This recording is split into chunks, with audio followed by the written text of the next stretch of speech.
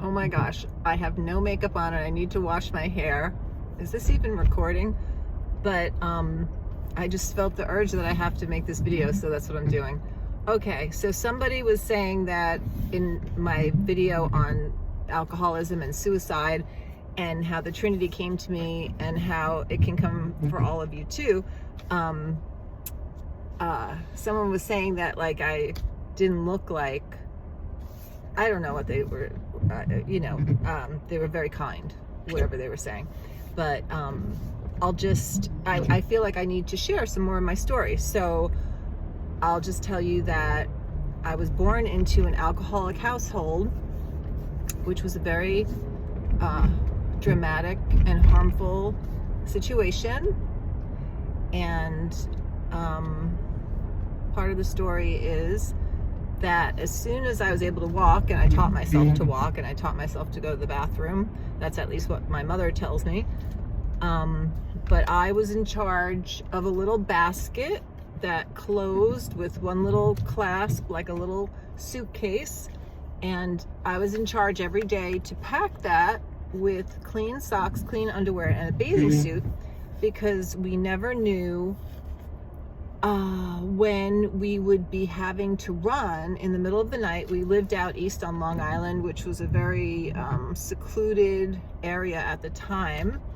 And my dad was an alcoholic and worked at the other end of Long Island, and then would come home and try to make a house out of the bungalow that we lived in, and drink and smoke while he was doing that. Side note, he also taught me to shoot before I was, I think, 4, actually. I have no recollection of it, but I do love to do it now. So I was in charge of this basket. I had to make sure I had clean stuff packed in this basket every night, so that whatever time it was, I would have to run. And so I would run through the woods while my dad's trying to kill my mother, to neighbors' houses or basements, or to, if we got to the car, if we could possibly get to, if she had enough money to get to a motel. And I really enjoyed the next days because they wouldn't be together and they wouldn't be fighting, and I got to swim. I love to swim. I've been swimming since, I don't know, probably before I was walking. I don't know about that. But there was also a ski bowl on Long Island. People don't know about this, or not many, where my dad taught us to ski too. So I always think that I should have been a cross-country skier, shooter. But yeah, so those were really tough times, because then like it was so insane. The next day she would put me to bed, and then I was supposed to go to sleep, knowing, like, my nervous system knew what was going to happen.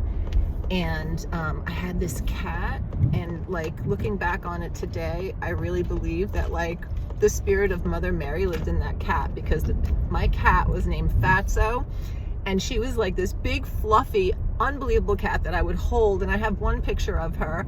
That's another story about pictures and stuff. But so many stories, right?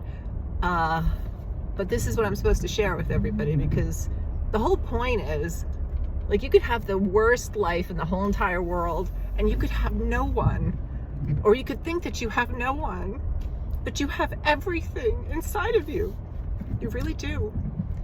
And that's what I'm supposed to tell you. Okay, so I had this cat, and she would come on the bed. She was an indoor-outdoor cat, and she would come on the bed. Her proper name was Mittens, but I would call her Fatso. So every like morning I would scream Fatso, and she would come running like crazy, because they would let her out after I fell asleep, or at least after we'd be running. And I guess she'd get out somehow.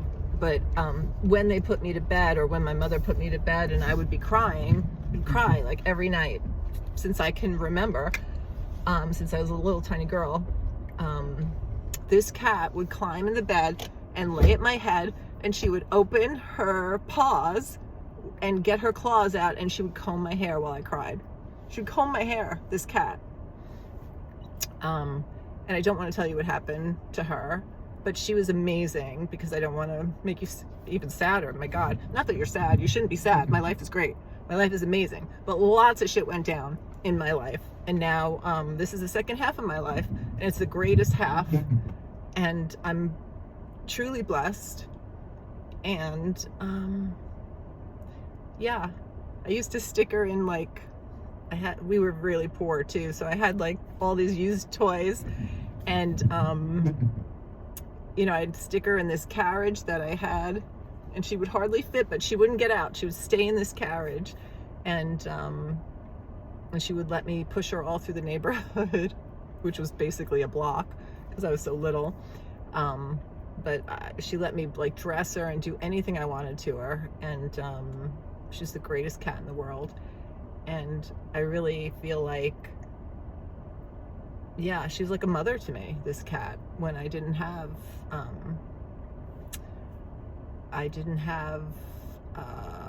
parental figures that were able to love or teach me things, or just do the basics, because they were just surviving themselves and didn't know any other way. But I know another way. So meditate. I am here to use my energy to encourage you, because I know y'all can have this life too. You know, it's a new day, it's a new earth, it's a new brain and a new body. And I don't really like when the phone is like below me. It looks so much better above me. I'm so egotistical. I lost a tooth too. I gotta get a new tooth. Oh my God, you might as well see it, because like I hate wearing the fake tooth. And I'll be talking to you some more. So take care. I didn't mean for this to go for 7 minutes.